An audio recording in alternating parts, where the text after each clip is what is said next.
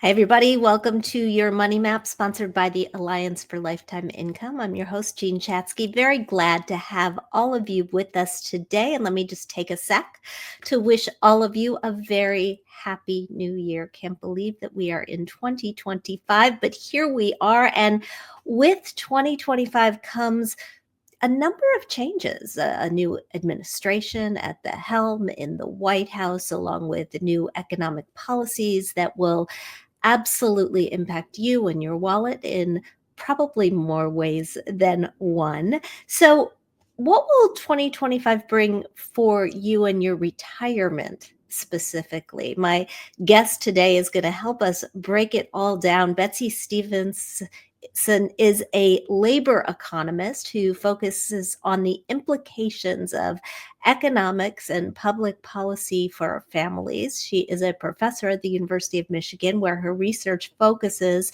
on the labor market, the economics of the family, the impact of public policies on economic well-being. And you probably know her name because, in addition to her academic work, her writing appears often in major publications like Bloomberg and the New York Times. And last but not least, she is the co-host of the podcast Think Like an Economist, something that I try to do on a regular basis, where she and her partner Justin Wolfers take apart big, complex economic ideas and break them down into easy to understand lessons that all listeners can use to make more informed decisions about how to use their resources in their everyday lives. Betsey, thank you so much for joining me today. Welcome to the program.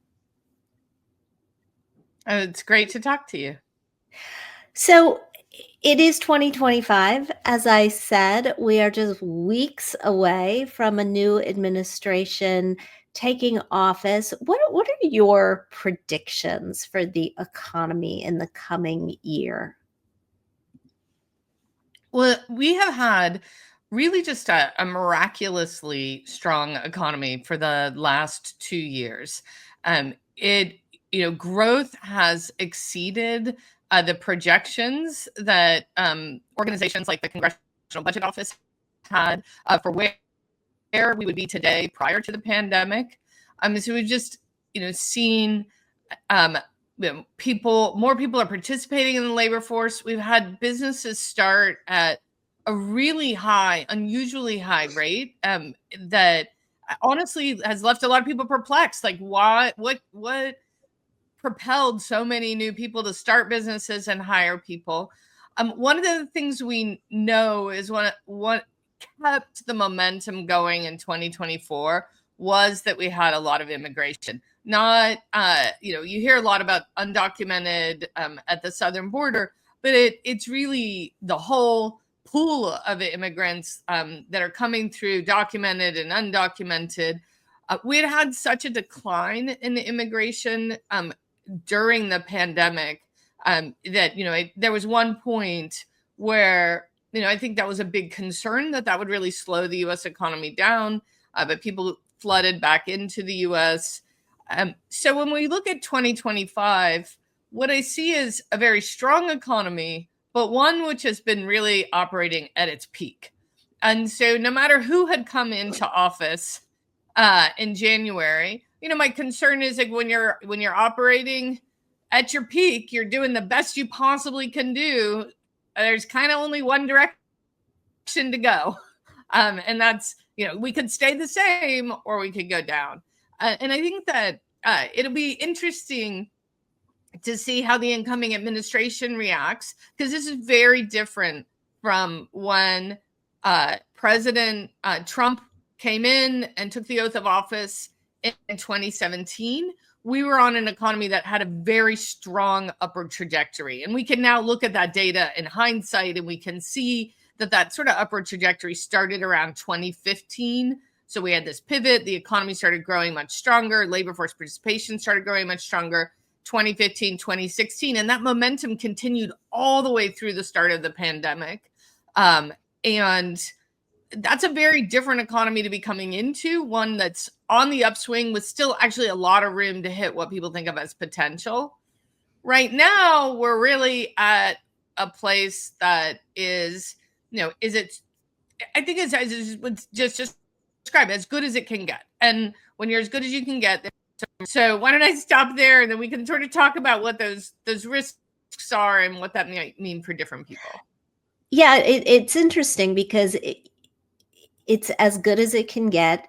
The data that came out around the election showed that a lot of people don't necessarily feel that it's as good as it can get. And one big reason for that has been inflation, which, although the inflation rate has come down, prices themselves have not. We haven't had deflation, right? Prices have not gone back, except maybe in the case of gas, to where they were. So let's take apart some of these individual factors. Let's talk about inflation and interest rates and unemployment and where we see those things falling. Right. So inflation is very tricky because it's really hard to have deflation. In fact, you pretty much, most Americans wouldn't want deflation, because what deflation would be basically people getting pay cuts on average, right? Because inflation is a generalized increase in the price level, which includes the wages and the incomes, right? Everything we spend is somebody's income. And so when prices are coming down, that means somebody's incomes are going to have to go down. One of the things that made inflation so painful was it happened so rapidly. We had, inflation peaked at 9%. In other words, prices jumped up 9% in a very, in a 1 year period. And that's a lot. We're not used to that. And a lot of people would like to see the prices go back down, but bringing them back down is really, really tricky. And so what economists tend to focus on is just stabilizing at this new price level, where we're earning what we earn and we're not having prices go up any higher. And what we have seen is, for most Americans, adjusting their wages for inflation, or their portfolio for retirees, or their house prices, people are better off, even in inflation adjusted terms, than they were prior to the pandemic. I think one of the things that feels really bad for people is you're like, finally, I got a break, and my portfolio went up, my house price went up, my income went up, but now, darn it, the prices went up, so I can't really buy it much more than I could before. And that's frustrating because you'd really like only one end of that to have happened. You'd like to have seen you're glad that your assets have all appreciated. You wish the prices stayed low. Unfortunately, these things are somewhat, very intricately tied. And you don't get to divorce them in quite the way I think people would really like to. So I think it's very hard to get used to this idea that we had inflation that was something we're not used to. And when we think about it, prices go up a little bit every year, and we sort of don't pay that much attention. I had this experience this weekend. I went and bought a dozen bagels from Bruegger's Bagels, and I was like, what? $19 now? I know. It was just like 12 or $13. I know. When did it start costing $2 a bagel? No, I've had the same exact bagel experience.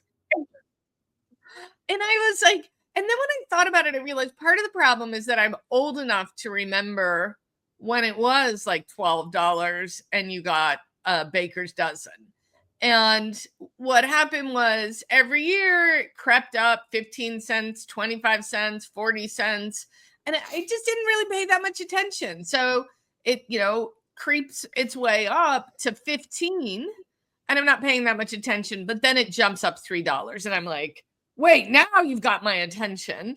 But there's also part of my brain that's remembering where it was 15 years ago instead of remembering where it was 5 years ago. So it's very mathematically hard for me to say, oh, if we just had normal inflation, it would be $17.50 instead of, 19. And I think that's just very hard for people to do that kind of math. And we could have, I have in my Principles of Economics textbook, I have an entire section on why you really don't want inflation to be zero. Inflation at zero is very, very tough. It's tough because it means that anytime a business slows down, they really need to lay people off rather than just saying, you know what, we're gonna hold off on raises this year, which is effectively a pay cut. But we know that people do a lot better not getting a nominal raise than being told we're going to cut your pay.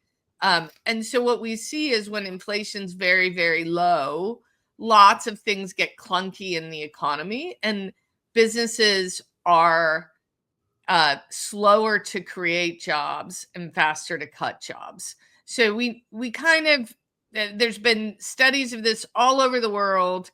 You kind of want inflation around 2% a year. It just makes everything work better. That's why the Fed aims for an inflation of 2%, not zero. There's also actually some evidence that 2% inflation is sort of overstating things, because we forget when we get new goods, like we got a smartphone and it had a camera and it has the internet and it replaces a whole bunch of things. We don't actually put that into inflation and then say everything got cheaper because we got smartphones. So we tend to under adjust for quality in lots of different ways, right? We under adjust for improvements in medical care. We just look at the prices. We don't look at the price for outcome. So that's another reason we like to have a little bit of inflation. So we don't want it to go to zero. We definitely don't want it to go negative, but we would like it to be around 2%. It's not at 2% yet. It is, it's a little bit higher than that. It's sort of bouncing between 2 and 3. The reason I point this out is, it's the Fed is going to have to make some pretty serious decisions about where to keep interest rates. We've got a slowing economy, and we have inflation that is still running a tiny bit hotter than what they'd like. how are they going to balance those trade-offs? Are they going to cut interest rates more to try to make sure that the economy stays robust? Or are they going to keep interest rates high And we've got an in incoming order to make sure that they get inflation down the line? Right, and we've got an incoming president who says, "I'm a low Yeah. rate guy," right? Right, in late December, he said, you know, basically, he's gonna keep the pressure on Jay Powell and the Federal Reserve to keep rates coming down, even if that's not the trajectory that the Federal Reserve would particularly like. Well, he doesn't actually have much authority to do that. And there's a reason we want an independent central bank, because we don't want a president who is trying to cause inflation in order to keep rates low today. And that is a real temptation. So actually how we ended up with the messy inflation situation we had in the 70s was that there was pressure on the Fed to lower rates before inflation had been beat. And that political pressure, the Fed caved into it. And then we saw inflation. We saw this whole period of stagflation result from that. So I think hopefully everybody will keep that in mind as Trump's trying to put some pressure on the Fed, that the Fed should make these decisions independently. You know, we have another challenge, which, you know, he's going to, there's always a little bit of a gap between what President Trump says he's going to do and what he does, because what he says he's going to do isn't necessarily going to have the outcomes he wants. And I do think at the end of the day, he looks at what the outcomes are and he'll reverse course or change course to get the outcomes.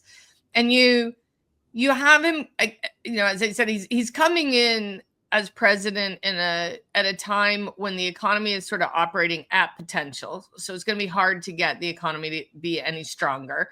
He's already done the Tax Cut and Jobs Act. His problem now is that parts of it are expiring.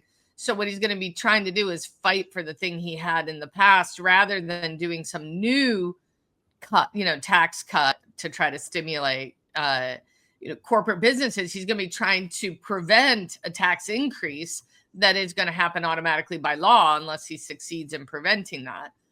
Yeah. No, go ahead. It's okay. I was going to say, and then he's also arguing that what he wants to really do is increase tariffs. By increasing tariffs, that'll increase prices. That will push inflation up. The real strength in bringing down inflation has been very low price increases for goods, the kinds of goods that we import. And that has partially come about because of the fact that the US dollar has been so strong. And that strong US dollar has kept the price of the things we buy that's manufactured overseas quite low, because it takes few US dollars to give them a lot of money in their currency. And I think, you know, cutting rates is going to go against what he wants in terms of the strong US dollar. As he raises tariffs, that's going to potentially also mean that it has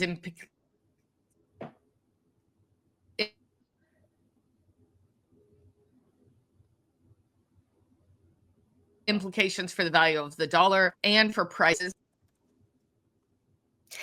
So I want to get specific about the retirees that we talk to on this show.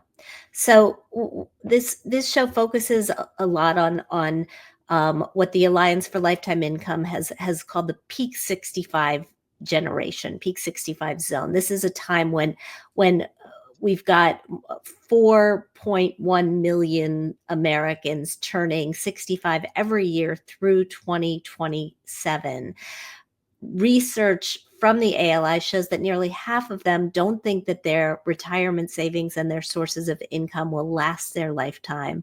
A third of them are worried about monthly expenses. And so all of this talk about tariffs, right, and raising prices is particularly scary Yes, Social Security has a cost of living adjustment, but Social Security is not the sort of be all and end all for this entire generation. When you look at people who are either in retirement or heading to retirement, what are you concerned about for them, and what sort of moves do you think they should be making?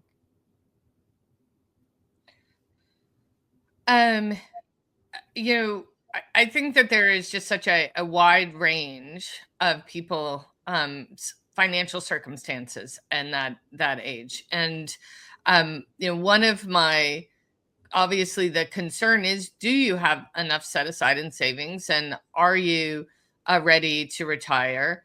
The when we look at what's happened to the price of houses, we all often hear that the big rise in housing costs as a story of that is bad for Americans, but the reality is a large fraction of Americans own their own home, and this is great. This is for a lot of middle class retirees, most of their assets are in their home.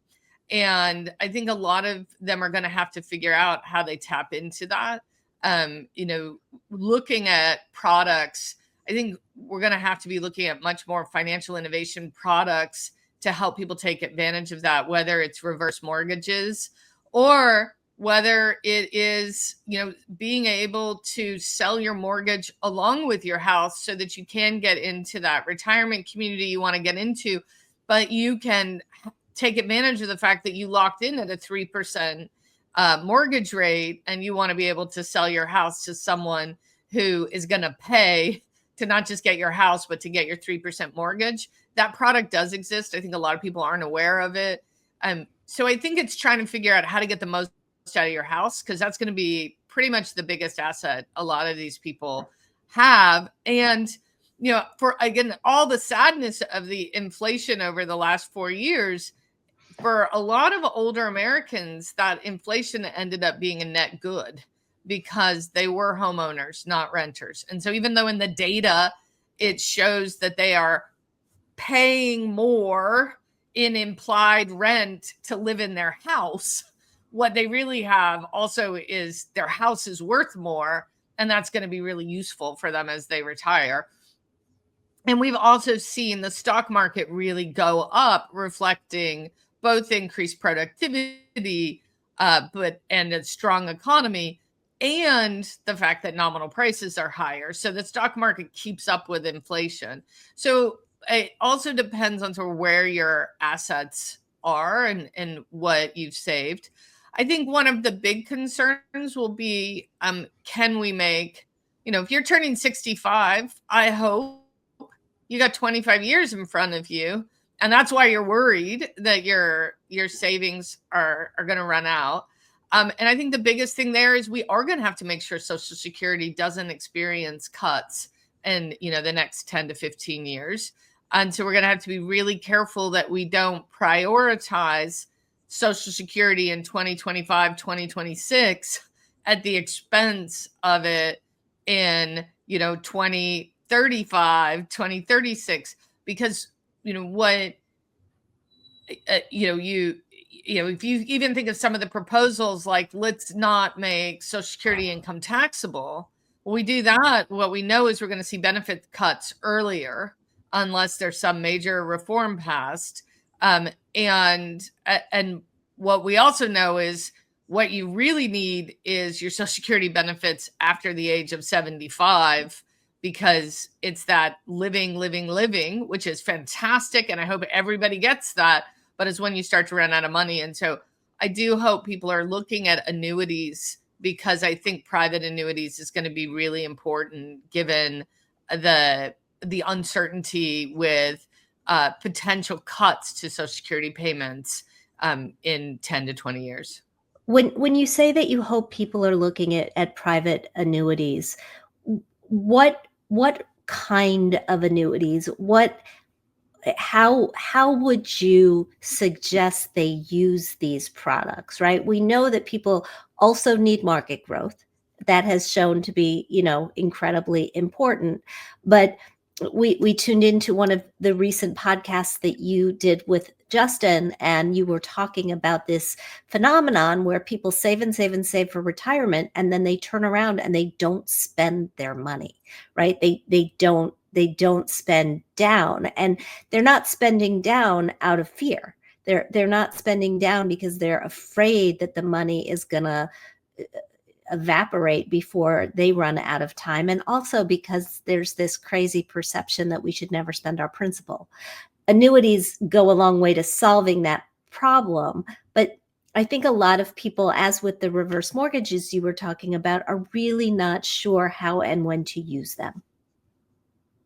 Well, I think the thing to think about is what you want is insurance against living a long time.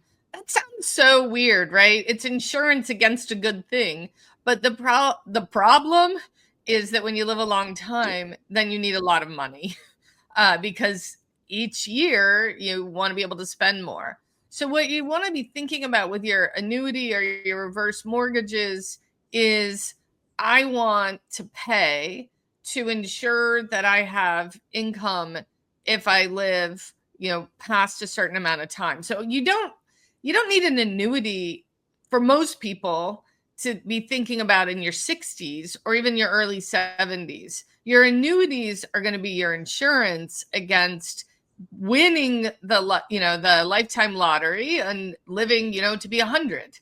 And so what you want is to make sure that you have a portfolio where your insurance in the form of annuities or reverse mortgages is kicking in once you sort of passed median life expectancy. And then you should be thinking, then you can think about, okay, if my annuities are going to take care of me when I live a long time, I can actually spend more of what's left in, the years when I'm going to be most active, perhaps in my 70s. I think the other thing people really have to be asking themselves is, when you said 4 million people turn 65, I'm like, 70 is the new 65. So you don't necessarily want to be thinking, I'm 65, what's gone wrong with my life if I'm not retired? You actually do want to think about your health. I want to think about how do I, transition, and what do I think my longevity will be, and how do I want to spend those years, and how much money do I have to spread across it? I know a lot of times people say,